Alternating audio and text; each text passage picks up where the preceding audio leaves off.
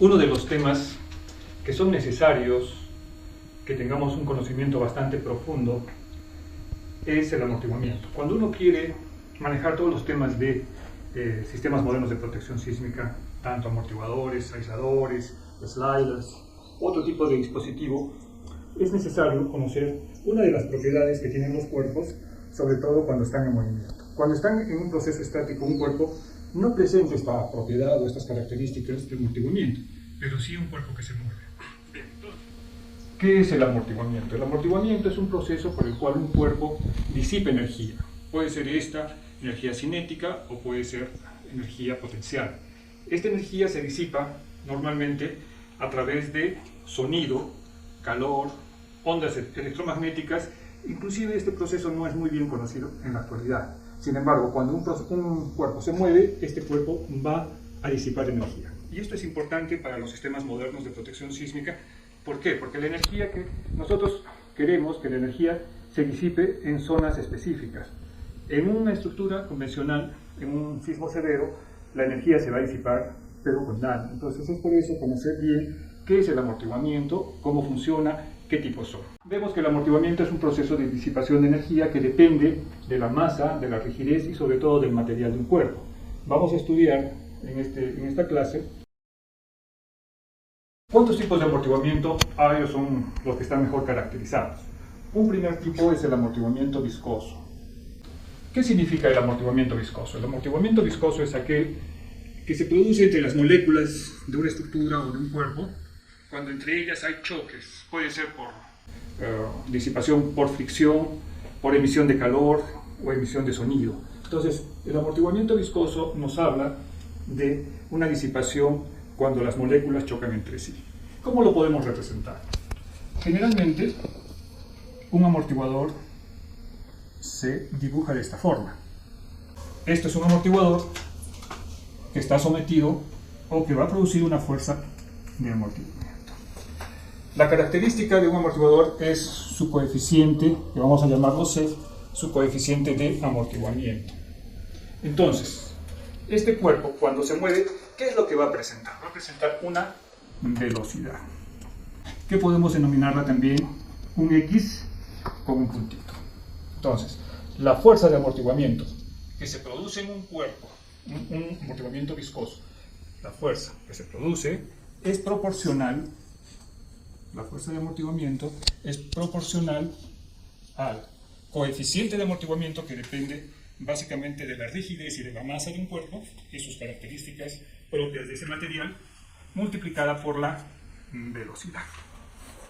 Entonces, el amortiguamiento viscoso, resumiendo, es un proceso por el cual un cuerpo disipa energía en función a dos variables, que son, este podría ser ya un parámetro, que es el coeficiente de amortiguamiento, que este depende de la rigidez, de la masa y de las características propias del material.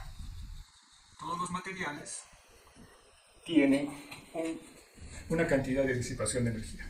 Entonces, como vemos, este amortiguamiento se produce cuando se mueve un cuerpo a una determinada velocidad. Bien, ese es el amortiguamiento viscoso. Un segundo tipo de amortiguamiento vendría a ser el amortiguamiento de Kolb. Este amortiguamiento es básicamente, o se refiere a un amortiguamiento por rozamiento. Entonces acá se va a producir una fuerza de amortiguamiento debido a la propiedad que tienen los cuerpos cuando están apoyados en una superficie. Entonces la fuerza de amortiguamiento se va a deber al coeficiente de rozamiento multiplicado por la fuerza que existe entre la superficie y el cuerpo. Acá tenemos el peso propio, por ejemplo, y acá tenemos la normal. Entonces entre la normal y el cuerpo se produce una fuerza de rozamiento. Entonces sería así: a n multiplicada por mu, donde mu es un coeficiente adimensional y n está dado en una fuerza, puede ser en kilogramos fuerza. Entonces esto vendría a ser el amortiguamiento de Kolb. Un tercer tipo de amortiguamiento sería el amortiguamiento histerético. ¿A qué se refiere el amortiguamiento histerético? Cuando una propiedad de un cuerpo depende de los ciclos anteriores de su comportamiento mecánico, entonces se denomina un comportamiento histerético. Entonces, el amortiguamiento histerético se produce en los materiales o elementos no lineales. Esto quiere decir que van cambiando su estructura, en otras palabras, van disipando energía, pero con un nivel de daño. O sea, ya ese amortiguamiento, que en algún momento podría ser molecular, en este caso ya se produce en un daño. Se origina mediante el daño de una estructura. Entonces vemos que un comportamiento histerético se produce, puede ser en el acero, puede ser en la albañilería, o también en un aislador o amortiguador. La fuerza, el amortiguamiento, y en las abscisas el desplazamiento que sufre un cuerpo. Todos sabemos que los cuerpos no lineales, su curva característica no es una recta. Entonces, por ejemplo, el acero o el concreto tiene este comportamiento. Llega a un punto de esfuerzo, vamos a ponerle así, que es, en el caso del acero, el FY. Entonces, cuando llega al FY, entonces ya el daño ya es permanente, porque se dice que el acero entró en fluencia. La curva histerética es igual, tenemos fuerza acá, tenemos desplazamiento en las abscisas, vamos a ponerlo como mu también, y un comportamiento histerético es el siguiente. Viene acá, y cuando descargamos, cuando ya dejamos de aplicar la carga, entonces el cuerpo no regresa por la misma línea, sino regresa haciendo menos fuerza. ¿Qué quiere decir? Que este cuerpo material, cuando descarga, ya hay daño. Y ese daño se traduce en disipación de energía. Esta área es igual disipación de energía, pero a través de un daño. En el acero, en el ladrillo o en cualquier material que sea no lineal, se produce un daño, un amortiguamiento que se llama amortiguamiento histerético. Bien, hay materiales, vamos a dibujarlo acá, por ejemplo, ¿qué pasa con el acero en el rango lineal? En el rango lineal, o sea, en la primera parte del acero, antes de que comience a fluir el acero, tenemos un comportamiento lineal. ¿Qué quiere decir? Quiere decir que solamente estamos almacenando energía potencial. Ahí no hay daño, ni tampoco hay disipación de energía, solamente se almacena energía, cuando se descarga regresa a su punto inicial el material, la deformación regresa y no hay disipación de energía. Lógicamente uno espera que los cuerpos estén en ese rango, pero sería muy caro diseñar estructuras que solamente se comporten dentro del rango lineal. Por lo tanto, siempre se espera en sismo severo un comportamiento así, tanto del acero, del ladrillo o del concreto. Este es el amortiguamiento histerético. ¿Y por qué se le llama así? Porque generalmente los cuerpos antes de fracturarse siguen los ciclos de carga y van regresando de esta forma. Esto es un ciclo de carga hasta que llega y se fractura el material. En ese momento el material o el elemento ya no tiene resistencia y se espera un colapso de la estructura. Bien, entonces estos son los tres tipos de amortiguamiento que tenemos: el viscoso, el de Coulomb, que es cuando hay rozamiento, y el histerético, cuando el amortiguamiento está asociado a un daño de la estructura. En este caso, por ejemplo, no hay amortiguamiento. Ese solamente es almacenamiento de energía potencial. Bien, entonces, esta es la parte teórica, pero ¿cómo influye esto en nosotros cuando nosotros diseñamos una estructura y en qué zonas del diseño estructural interviene el amortiguamiento? El amortiguamiento interviene en dos puntos principales en el diseño de la carga sísmica: en el coeficiente C, denominado coeficiente de amplificación dinámica, y también en el factor de respuesta, o algunos le llaman ductilidad más sobreesfuerzo de la estructura o del elemento estructural. Bien, todos sabemos que en el Perú y casi en todos los países, el diseño sísmico, esto es, cuando tenemos un edificio de este tipo, vamos a suponer que tiene 4 niveles, masa 1, masa 2, masa 3 y masa 4. Entonces, en este edificio puede suceder, en algún momento va a suceder, sobre todo si está en zona sísmica, que se acelere el suelo. El suelo se va a acelerar así. Entonces, al acelerarse el suelo y al estar unida esta estructura con el suelo, se van a producir diferentes aceleraciones. Aceleración 4, aceleración 3, aceleración 2 y aceleración 1. Entonces, segunda ley de Newton, fuerza es igual masa por aceleración. Entonces, estas aceleraciones de cada piso van a producir una fuerza. Todas ellas sumadas nos van a dar un cortante B, que lo vamos a denominar y se denomina según la norma peruana como B. ¿Qué es B? Es el cortante sísmico. ¿Qué cosa es el cortante sísmico? Es la fuerza horizontal producida por el movimiento de una estructura debido al movimiento del suelo durante un sismo. También es similar a una fuerza de viento debido a la fuerza del viento. Bien, entonces nosotros, ¿cómo calculamos esta fuerza para poder diseñar esta estructura, tanto sus elementos estructurales, para que puedan resistir adecuadamente, según la filosofía de cada norma, los esfuerzos producidos en un evento sísmico? Entonces, ¿qué tenemos? El cortante es el producto de Z, U, S, C, dividido entre R, multiplicado por el peso de la estructura. En el caso, si lo ponemos en función de la aceleración, acá sería la aceleración, sería debido a Z, U, S, C, W y R. ¿Y qué son cada uno de ellos? Vamos a poner Z. Z es el factor de zona. Que sabemos que en la costa, en la zona 4 es 0.45 Gs, o sea, 0.45 de 9.81 metros sobre segundo cuadrado, y va disminuyendo a medida de que las zonas van a la selva, a la zona oriental del Perú. U mayúscula es la importancia de la estructura. Importancia. Entonces, la importancia de la estructura va desde 1.5 hasta 1. 1.5 es principalmente para las obras esenciales y 1 puede ser para las obras comunes, viviendas, etc. Esa es la amplificación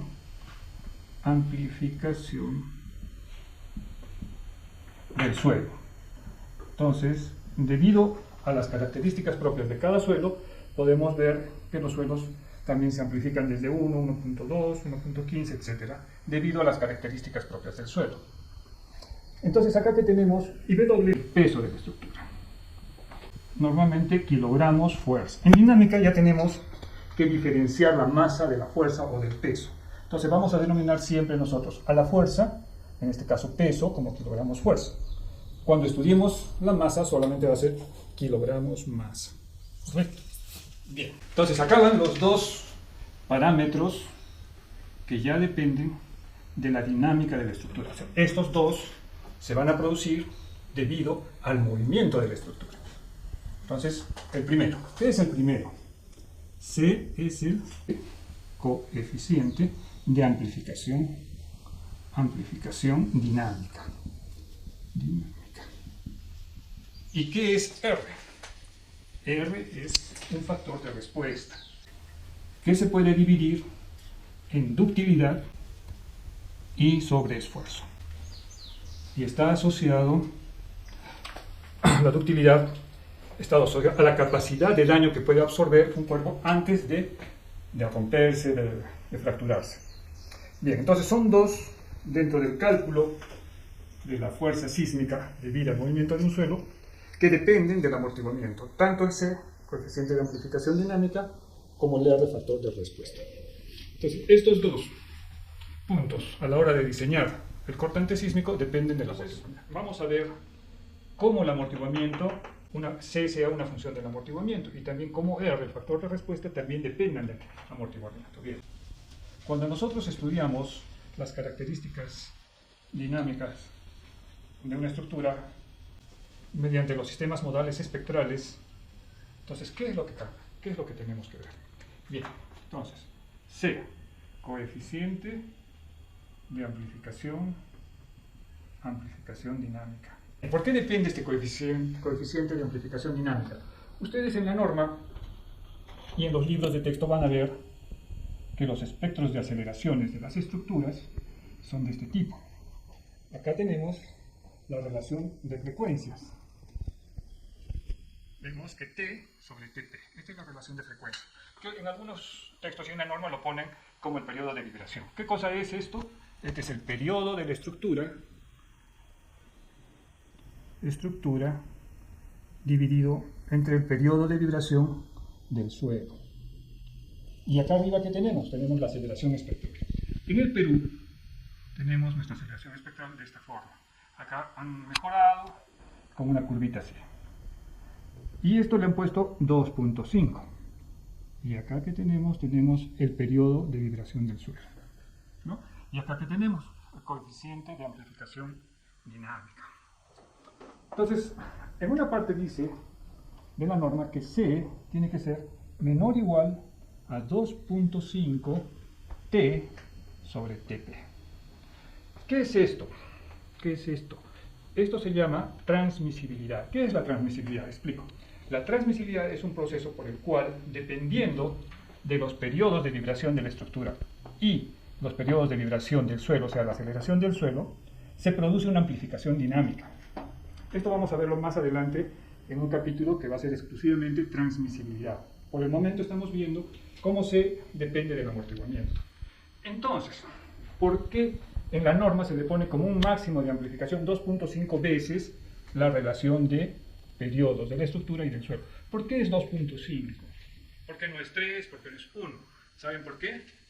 Porque nos dicen que esta curva está hecha en función a un amortiguamiento del 5%.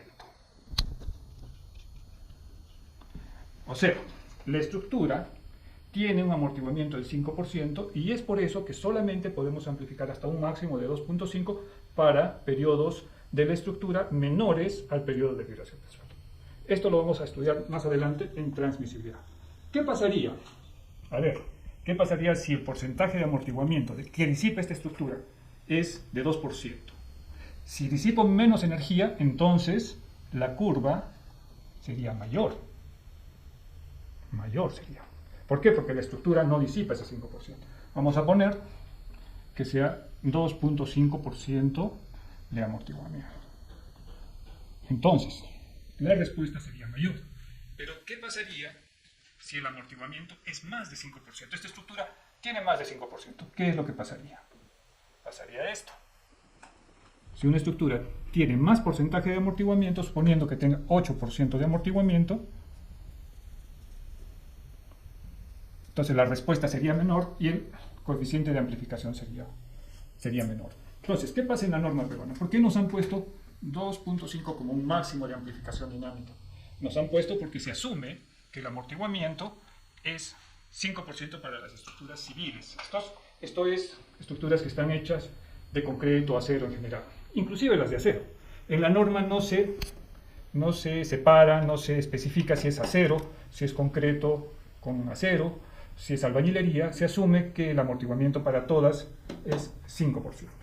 Entonces, como vemos, coeficiente de amplificación dinámica sí depende del amortiguamiento, por eso se le ha puesto 2.5 veces la relación de los periodos de estructuras y del suelo, como un máximo.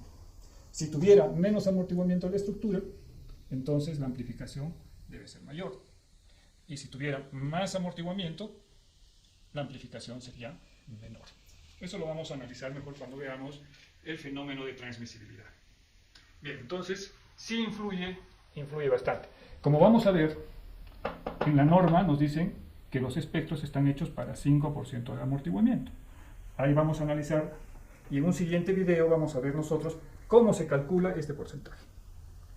Vamos a calcular el porcentaje de amortiguamiento. Así como hemos visto que el coeficiente C de amplificación dinámica depende del amortiguamiento, el valor de R o factor de respuesta también depende del amortiguamiento, o sea, la capacidad que tiene cada material de disipar energía hasta que se fracture. Por eso los valores de R van desde 8 para 0 hasta R3 para ladrillo o albañilería. Entonces, ¿de qué depende que sea 8? 3.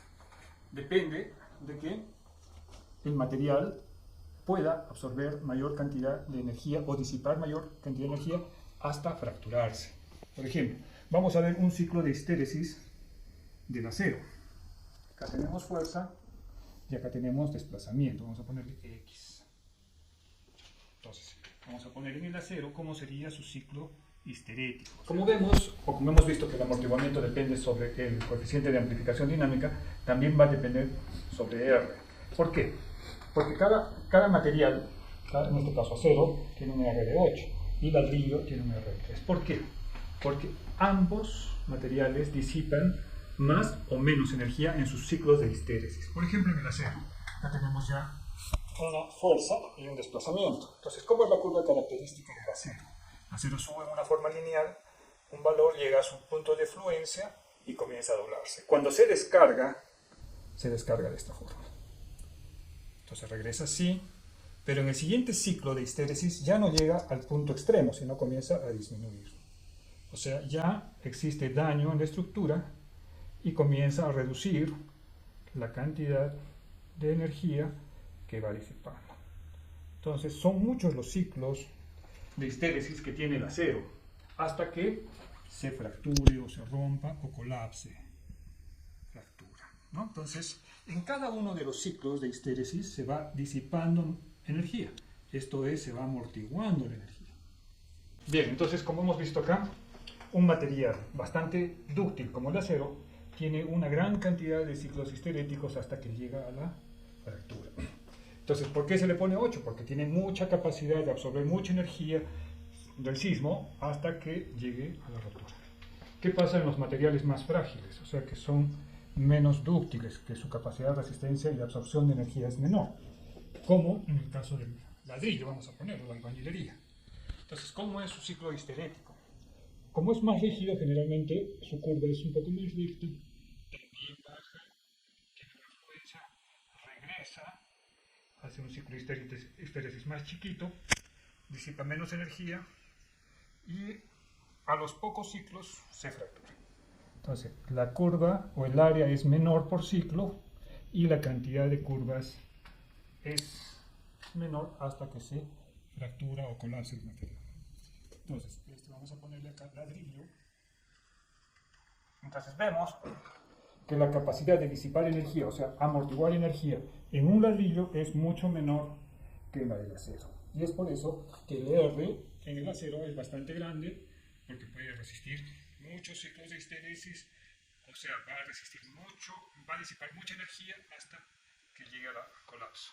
En el caso del ladrillo es poca energía la que puede disipar, por eso el valor de R es menor. Entonces, en la fórmula del cálculo del SUSC, conocido como SUSC por el peso, vemos que tanto el C como el R dependen del amortiguamiento.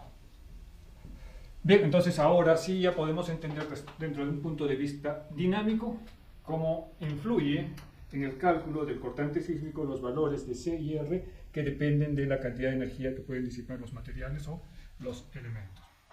En el siguiente video vamos a ver cómo podemos calcular el porcentaje de amortiguamiento para saber exactamente. Es cierto que la norma nos dice que tenemos que considerar un 5% de amortiguamiento, sin embargo nosotros, para muchos efectos, en el caso de estructuras con sistemas de protección sísmica como los amortiguadores o los aisladores, el porcentaje de amortiguamiento llega hasta 30% versus el 5% de las estructuras convencionales. Entonces vamos a determinar cuánto y cómo se calcula el amortiguamiento de las diferentes estructuras.